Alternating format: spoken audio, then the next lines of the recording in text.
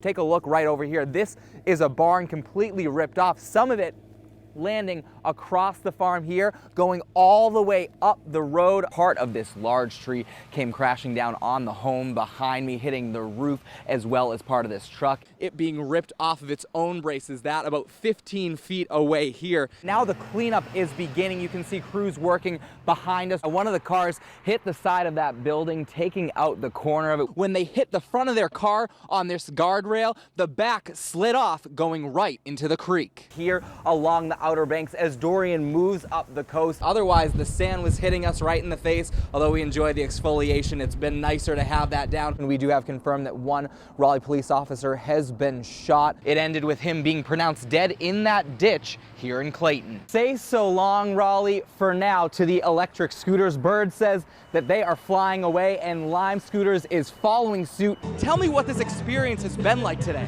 You were assaulted in a bathroom. Mm-hmm.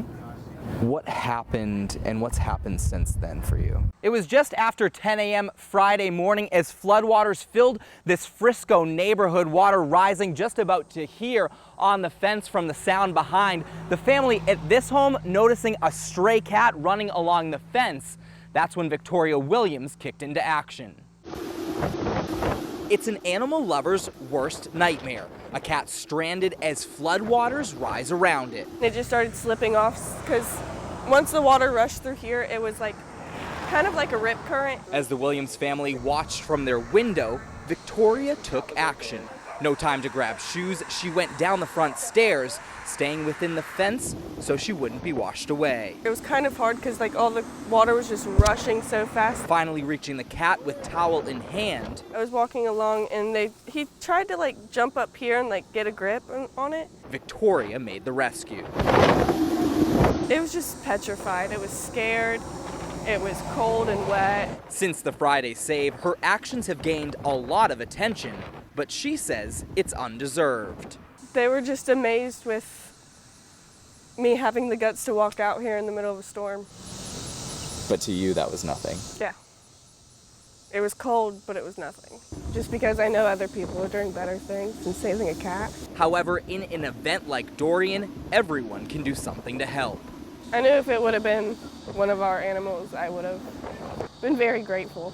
Once the water began receding, the cat made a run for it. Well, I wish the cat would have stayed. It was actually kind of cute. So Victoria's message as the Outer Banks community continues to recover: just be grateful for what you have and just give out to others.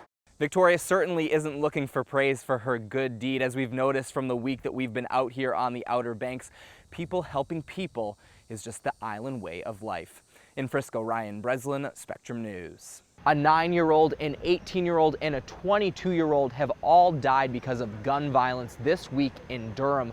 One man is making it his mission to go to problem areas like this one here at Oxford Manor to try and make it stop.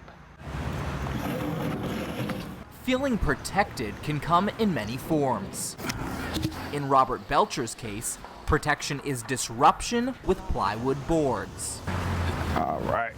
The Durham man is getting in the line of fire, hoping to stop people from coming into the neighborhoods causing violence. They're coming out to retaliate.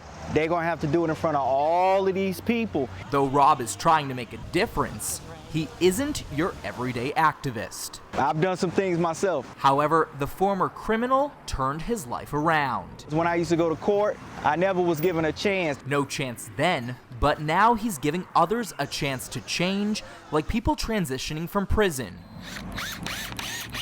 One way is going out in the community and gathering, fighting Durham's growing gun problems. No more meetings, no more talking about coming out, no more talking about trainings and whatnot. We got to get out here and we got to be in these people's face. Since last Wednesday, the Bull City has seen at least 4 shootings on Cornwallis Road, University Drive, Duke Street, and Chapel Hill Road. No family should have to, and no community should have to continue to take part in this or participate in this kind of trauma. I just want to stand here collectively with my neighbors. Durham's mayor calling it a tragedy beyond words, but not a tragedy beyond action, with the oldest victim at 22 years old, the youngest 9. A parent has to bury her 9-year-old son.